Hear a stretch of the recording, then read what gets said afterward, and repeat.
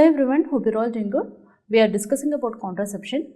So this is our next series of contraception where we are going to discuss about the injectable contraception, implants as well as the emergency contraception.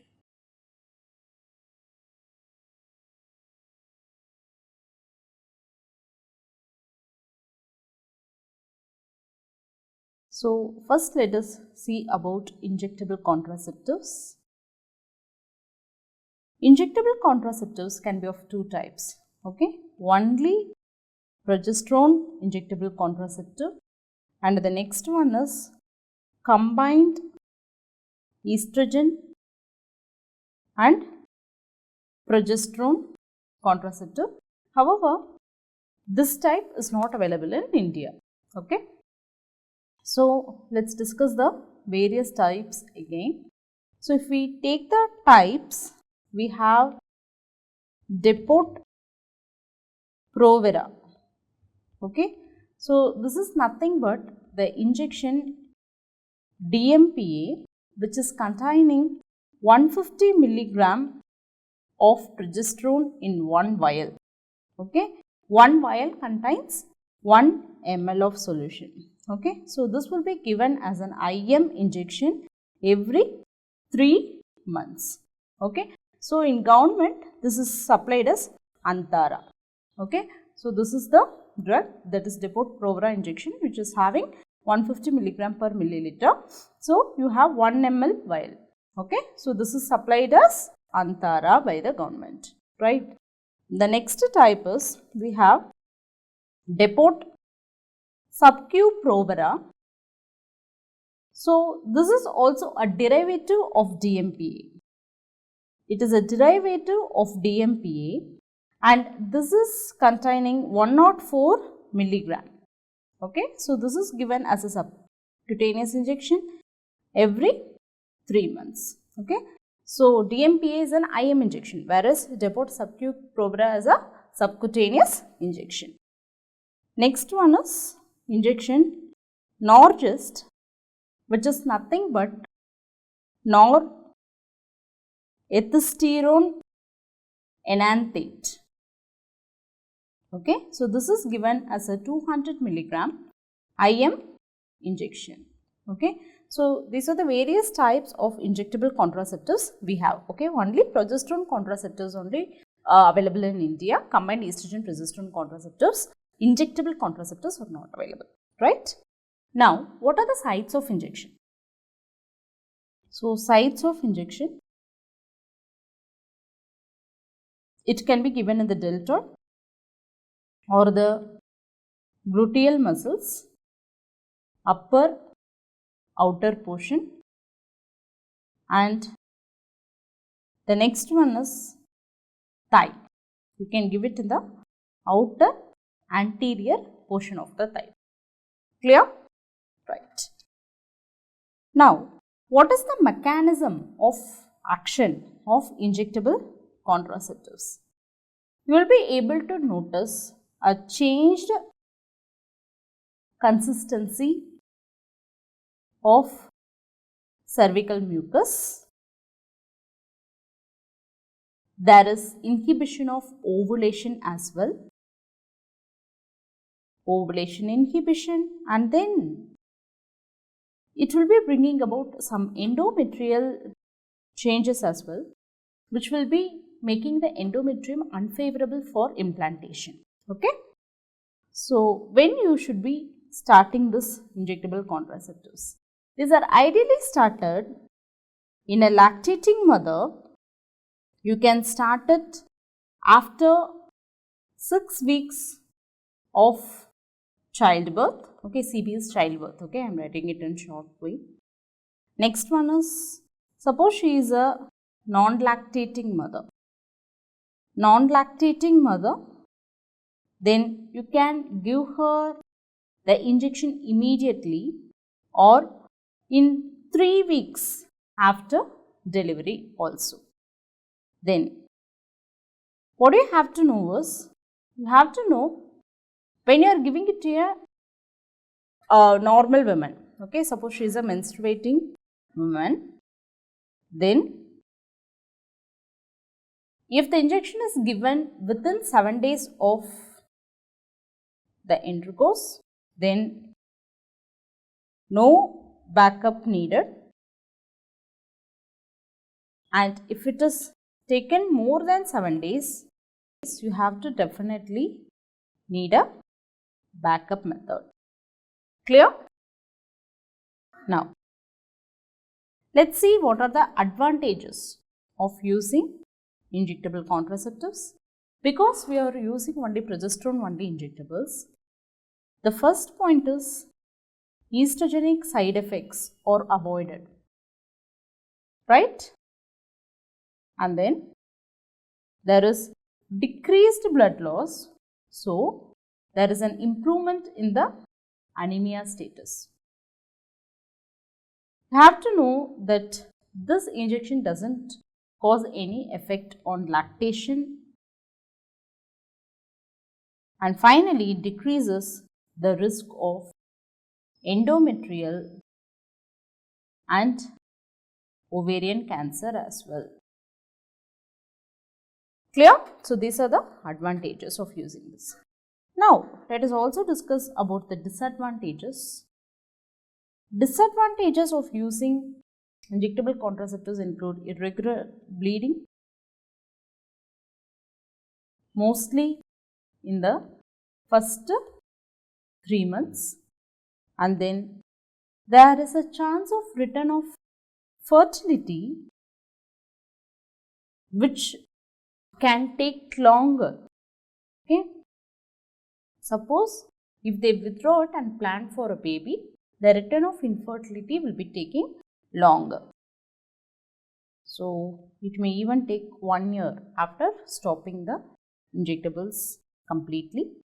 Then bone mineral density will be reduced because there is hypoestrogenemia.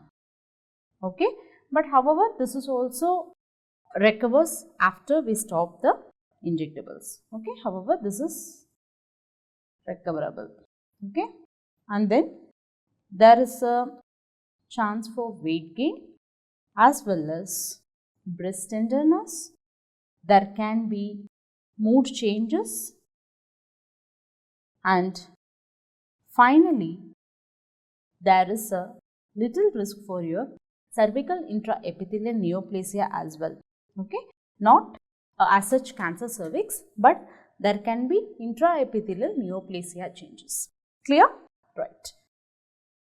Now you have to know what are the contraindications when you shouldn't give this injectables. You shouldn't give these injectables when there is a unexplained vaginal bleeding, or there is pregnancy, there is a history of breast cancer, liver disease or heart disease, there is systemic hypertension or diabetic vasculopathy. Okay, so these are the contraindications of using injectable contraceptives. Now let us also discuss about some of the combined injectable contraceptives which is not available in India. Okay, just you have to know the name and what are the preparations. Okay, so combined injectable contraceptives. Okay, remember this is not available in India. Okay, so the first one is cyclophem, which consists of MPA 25 milligram, that is medroxyprogesterone acetate 25 milligram, and estradiol cypionate 5 milligram. Next one is Mesigna. Mesigna consists of norethistyrone enanthate, which is 50 milligram, and then estradiol valerate around 5 milligram again. Clear? Yes. The next type of contraceptives what we are going to discuss is the implants. Okay, so these are subdermal implants.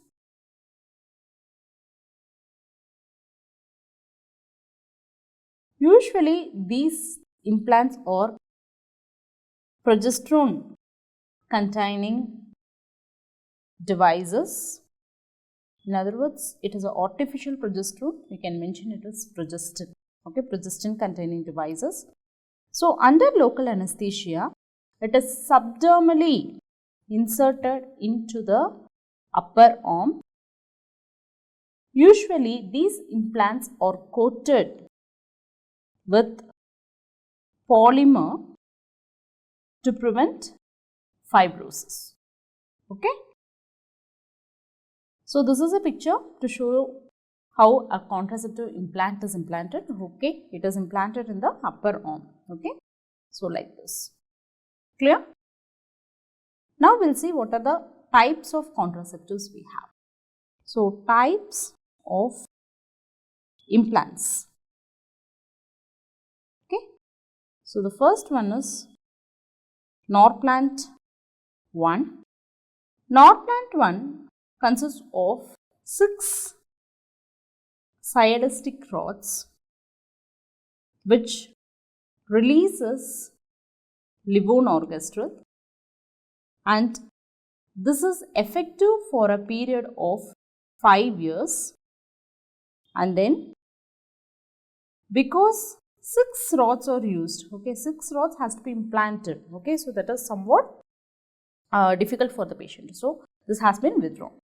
And the next one is Norplant 2. Okay, so they introduced Norplant 2 then. So, this consists of 2 rods only which will be releasing levonorgestrel at a rate of 75 milligram. Okay, sorry, it contains 75 milligram of levonorgestrel. And the next one is Jedili. So, this also contains 2 rods which carries levonorgestrel, and this is used only in China. The next one is Implanon. Implanon contains a single rod which contains etinogestrel, and this will be released at a rate of 25 to 70 milligram daily, and Implanon is effective for a period of 3 years. Okay, so one more thing we have, that is Nexplanon. Nexplanon also is a single rod implant which is bioequivalent. Okay, that is very important. It contains 68 milligram of etinogestrel, and it is released at the rate of 60 to 70 milligram per day, and again Nexplanon is effective for 3 years. Clear? So, all these things you have to know. Now, let me show the different types of implants we have been discussing so far. Okay. So, what is this? You have 6 silastic rods, right? So, this is going to be your Norplant 1, right? And this is Norplant 2 where you have only 2 silastic rods. Okay. So, this is Norplant 2, and this is Jedili, okay, which is used only in China, and this is Implanon, which is consisting etinogestrel. Okay, the same way Nexplanon also contains etinogestrel, and the important point about Nexplanon is that it is bioequivalent. Clear? Right. Now, what is another important point you have to know is which are all the radio-opaque implant. Okay, so the radio-opaque implants are the Nexplanon, Norplant, and Jedili. Okay, and which one is not radio-opaque means it is the Implanon, which is not radio opaque. Not radio opaque means, what are the significance means? It needs USG for removal. Okay, whenever you want to remove this, it should be done under USG guidance. Clear? Right. Now, let us discuss about the mechanism of action. So, mechanism of action, it contains progesterone mostly, right? So, changes the consistency of mucus. Second one, it inhibits ovulation, and finally, it makes the endometrium not receptive for ovulation. Sorry, for implantation. Okay. So, these are the points we will be discussing whenever we speak about progesterone contraceptives. Right. Now, when is the insertion done? So, the insertion is usually done in lactating women after 6 weeks of childbirth and in non-lactating women within 3 weeks of childbirth, and finally in menstruating women it can be done within 5 days. Okay, this is 5. So, within 5 days of her cycles. Clear? Right. So, what are the advantages of using implants? So, advantages will include, there is no side effect of estrogen, and the return of fertility also occurs immediately. Clear? And the disadvantages of using the implant include, there can be irregular bleeding, weight gain, mastalgia, as well as mood changes. Clear?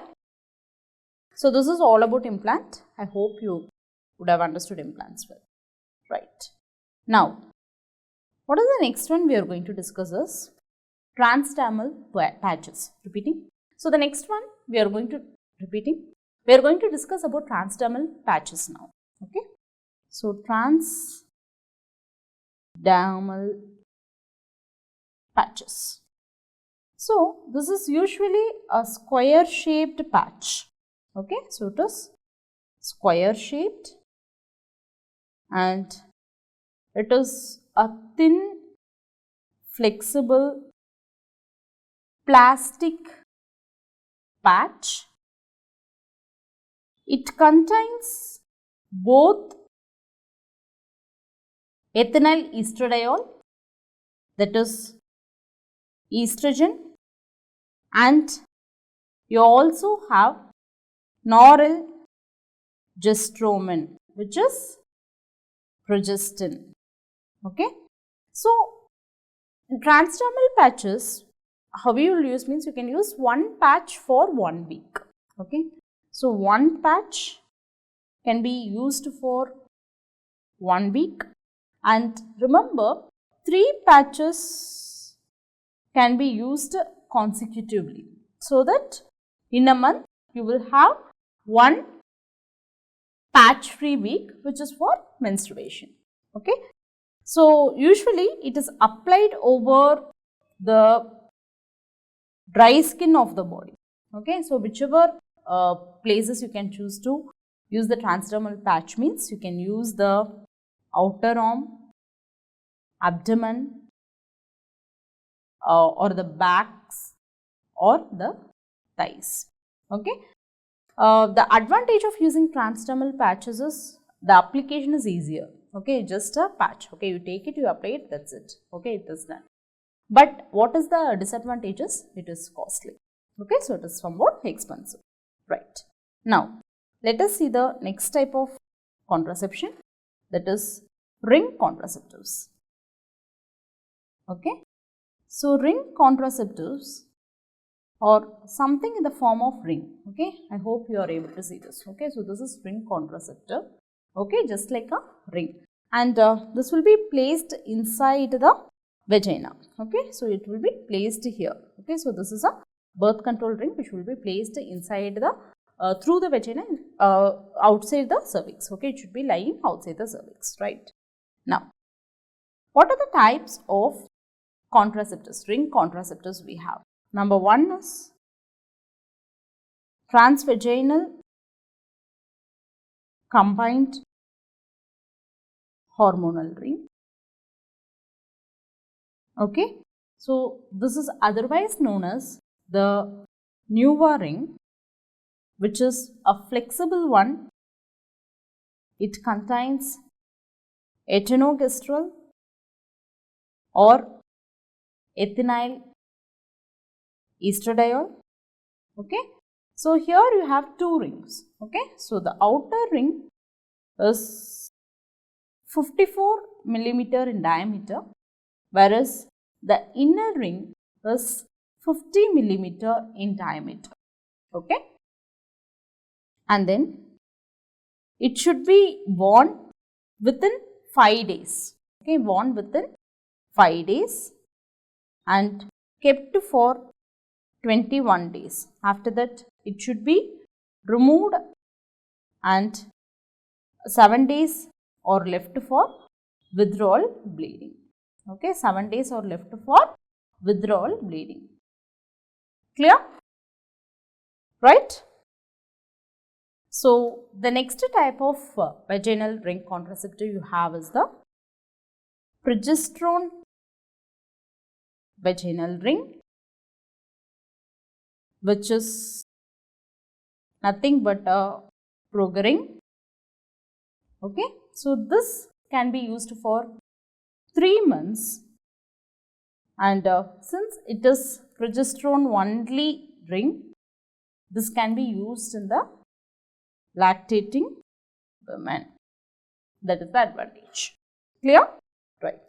Now, let's go to the emergency contraceptive. Okay. So, emergency contraceptives. Emergency contraception is nothing but a post-coital contraception. So, here we use any drug or else device to prevent pregnancy after any act of unprotected coitus. Clear? Right. Now, what are the indications? Indications of using emergency contraceptive include: one is unprotected coitus, we have already discussed. Second one is your sexual assault, or there is contraceptive failure. Contraceptive failure means there can be a condom breakage or there is a history of misdouble. Okay. So, these are the indications of using emergency contraception. So, what are the drugs or devices we have? Number one, we have the copper T, which is most effective. Okay. And if you take the hormonal emergency contraceptive options, you have ulipristol, which is used as a 30 milligram single dose drug.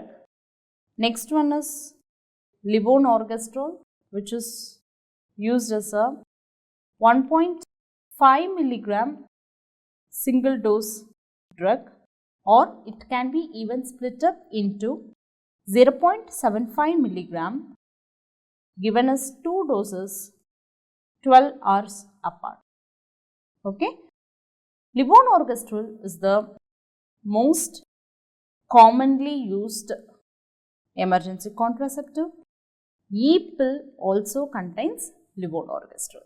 Okay, so this is a levonorgestrel pill, emergency pill. Okay, E-pill or I-pill, it is available in the market. So it is levonorgestrel 1.5 milligram. Okay, 1.5 milligram. 1.5 milligram means you will give it as a single dose stat. That's it. Now, the next option of emergency contraception is centroman. Repeating. The next available emergency contraceptive is centroman, which can be given as a 60 milligram stat. That means one tablet dose is 30 milligrams. So you will be giving 2 tablets stat, followed by again 2 tablets, that is 60 milligram again after 12 hours. Clear? Right. And the next method is USP method of oral contraceptive pills. You have ethinyl estradiol 100 microgram stat be given in this method, that will be followed by 12 hours. Okay, so this will be repeated after 12 hours. That's it. Clear? Right. Now, what are the cautions you should know for emergency contraception? Number 1, you have to know these drugs are not abortifacients. Okay, once the conception implantation happened, then this is not going to work. Number 2, yes, same point, does not act after implantation. So that should be clear. It should be used ideally within 72 hours of unprotected sexual intercourse, that is 3 days. Maximum we can use up to 120 hours, which means 5 days. Clear? Right. Now let us discuss about the mechanism of action of this emergency contraceptives. So mechanism of action, again you will have, there is inhibition of ovulation, or at least it will delay the ovulation. Number 2, it changes the endometrium. So the endometrium becomes unfavorable for implantation. Okay. The next one is, this interferes with the sperm transport also. Clear? So this is all about emergency contraceptive. I hope this video would have been useful. Let us meet in the next video about contraception. Until then, take care, happy learning, and bye-bye.